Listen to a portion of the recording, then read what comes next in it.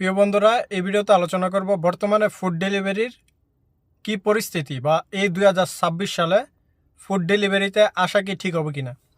Food delivery পরিস্থিতি মোটামুটি আমরা যারা ড্রাইভার আছি মোটামুটি সবাই জানি, কিন্তু আমার যে দেশি ভাইয়েরা আছে তারা এটি সম্বন্ধে জানে না, অথবা যারা এই লাইনে নাই তারা কিন্তু এই সম্বন্ধে জানে না। সো প্রত্যেকেরই একটা প্রশ্ন যে এই সময় ফুড ডেলিভারি আসা কি ঠিক হবে কিনা। আমি আমার ভিডিওতে সঠিক তথ্য আপনাদেরকে তুলে ধরি যে পরিস্থিতিটা কি।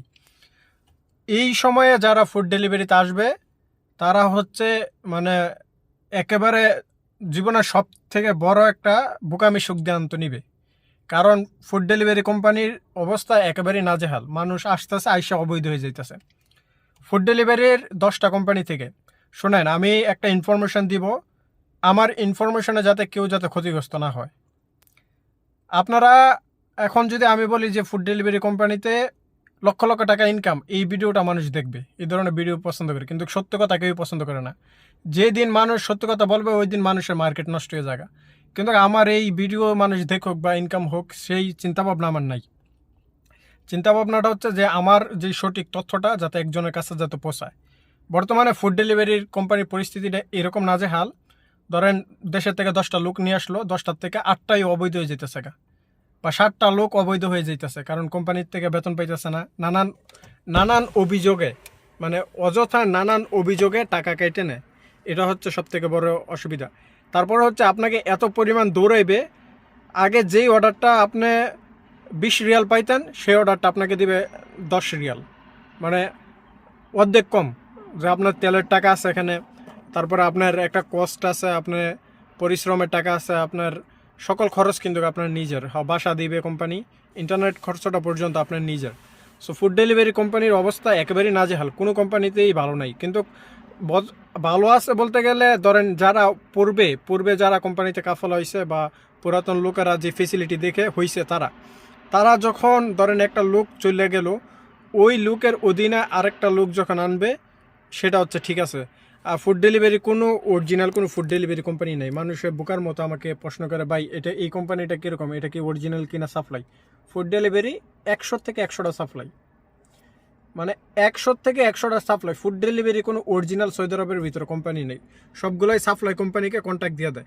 তাই ফুড ডেলিভারি কাজে মানে সব থেকে যদি সৌদি আরবের লেগে সব থেকে পরিশ্রমের কাজ হয় সেটা হচ্ছে ফুড ডেলিভারি কাজ। ধরেন আপনি রাস্তাতে আপনাকে মাড়ি কাটতে দিলে সেই কাজটা আমার মনে হয় যে সহজ কাজ হবে ফুড ডেলিভারি কাজের থেকে। ফুড ডেলিভারি কাজ কেন এত কষ্টের সেটা বলি। ফুড ডেলিভারি কাজ আপনি একটা অর্ডার নেবেন, অর্ডারটা আপনার লেট হবে, আপনাকে জরিমানা দিয়ে দিবে। কাস্টমারের কাছে যাইবেন, কাস্টমার অর্ডার নেবে, টাকা না দিয়ে আপনার নামে অভিযোগ করে দিবে। তারপর হচ্ছে চুরি, ছিনতাই, কিডন্যাপিং, এ ধরনের নানান নিউজ আপনারা একটু কান খোলা রাখেন, আপনারা দেখেন। ফুড ডেলিভারি কাজের ভিতরে কেউ শান্তিতে নাই। যারা ফুড ডেলিভারি কাজ করতেছেন তারা সঠিক কমেন্টে আমাকে করে যাবেন যে আমার কথার সাথে বাস্তব আছে কিনা। আর যেই বুকাচোদারা আছে দেশের ভিতরে, যে বুকাচোদারা মনে করে যে দালালের মিষ্টি কথা যেমন হবে এদেশে আসার পরে এরকম হবে, সেগুলো হচ্ছে আমি আমার বাসা ঠিক রাখতে পারলাম না, অত্যন্ত দুঃখিত। কারণ আবেগের বশত মানুষ মনে করে যে আমরা সৌদি আরব আছি, আমরা হয়তো বা কোনো মিথ্যা তথ্য দিতেছি কিনা। না, মানুষ তো বলতেছে যে হ্যাঁ এরকম এরকম এরকম।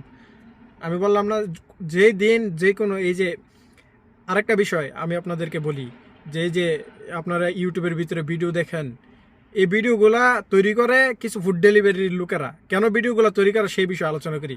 কারণ ফুড ডেলিভারি থেকে ইনকাম নাই, তারা ভিডিও তৈরি করে ইউটিউব থেকে ইনকাম করার জন্য।